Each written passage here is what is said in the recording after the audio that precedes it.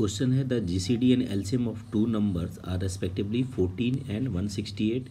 Find out all such pairs of number. ऐसे कौन कौन से दो नंबर्स के पेयर्स में अगर मैं सोचें जिसका हमेशा जीसीडी आए 14 और एलसीएम आए 168। तो पहले देखते हैं जीसीडी क्या होता है। जीसीडी क्या होता है? ग्रेटेस्ट कॉमन डिवाइजर होता है। ठीक, ग्रेटेस्ट कॉमन डिवाइजर या इसको हम लोग बोलते हैं एचसीएफ भी बोलते हैं, हाईएस्ट कॉमन फैक्टर। ठीक, समझते हैं जैसे 2 और 4 का मेरे को एलसीएम ये एचसीएफ और जीसीडी निकालना हो तो 2 के कौन कौन से फैक्टर हैं। तो 2 1 से भी डिवाइड होगा, 2 से भी डिवाइड होगा, 4 1 से भी डिवाइड होगा, 2 से भी डिवाइड होगा, 4 से भी डिवाइड होगा। तो एक्चुअल में जीसीडी क्या होता है? Greatest common divisor. तो ग्रेटेस्ट कौन सा होने का? 2 का ग्रेटेस्ट डिवाइजर कौन सा है? 2। और देखिए तो दोनों में कॉमन क्या है? तो ये तो क्या आ जाएगा? 2 और 4 का ये जीसीडी या एलसीएम क्या आ जाएगा? 2 आ जाएगा। थोड़ा सा एलसीएम देख लेते हैं। एलसीएम क्या होता है? Lowest common multiple. यानी 2 और 4 के बात करें कि इसका एलसीएम क्या आएगा तो 2 का मल्टीपल क्या क्या हो जाएगा? 2 4 6। इसके तो इन्फानाइट मल्टीपल्स आएंगे। वैसे ही 4 का बात करें तो 4 हो गया, 8 12 16। इसके भी इन्फानाइट मल्टीपल्स आएंगे। तो लोवेस्ट कॉमन मल्टीपल जो दोनों में लोवेस्ट कॉमन मल्टीपल देखते हैं तो अब आप देखेंगे तो 4 ये वाला क्या है? दोनों में है।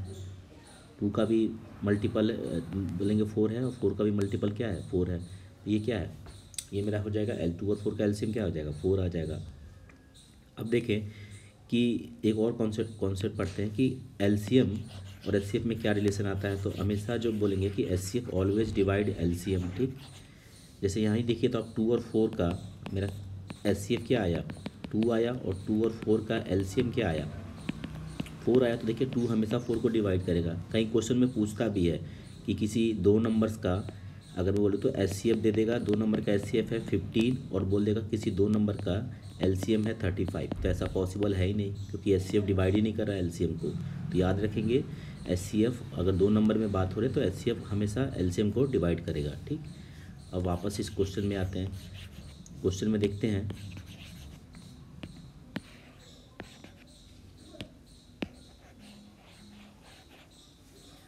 क्वेश्चन में क्या दे रखा है कि जीसीडी 14 है और मेरा एलसीएम क्या दे रखा है? 168।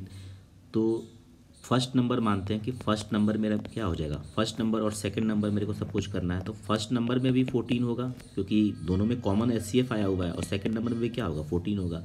मैं क्या मान लेता हूँ 14 इंटू एक्स फर्स्ट नंबर है और 14 इंटू वाई सेकेंड नंबर है। ठीक, वापस से मैं यहाँ रिस्ट्रिक्शन रखता हूँ कि जो एक्स और वाई मेरे को अगर मैं फाइंड करता हूँ तो उनका एचसीएफ क्या आना चाहिए? 1 आना चाहिए या एक्स और वाई आपस में क्या होना चाहिए? अगर मैं देखूँ तो को प्राइम नंबर होने चाहिए। ठीक, क्यों? क्योंकि अगर मान लीजिए कि मैं एक्स और वाई सॉल्व करके लाया और मेरा नंबर मिल गया 14 इंटू 2 और सपोज 14 इंटू मान लीजिए मेरा 6 मिल गया तो 2 और 6 में कॉमन वापस से 2 आ गया। तो अब ओवरऑल इस दोनों नंबर का एचसीएफ चेंज हो जाएगा। क्या आ जाएगा? नया एचसीएफ क्या आ जाएगा? 14 इंटू 2 आ जाएगा। जो कि मेरे को वो क्या बोला क्वेश्चन में कि 14 ही कैसे भी करके एचसीएफ 14 आना चाहिए। तो यानी यहाँ मैं जो एक्स और वाई की वैल्यू रखूँगा तो उसको मैं पहले ही भी कंडीशन रखूँगा कि दोनों का एचसीएफ क्या होना चाहिए? 1, ताकि कोई भी फर्दर मेरे को कॉमन फैक्टर ना मिले।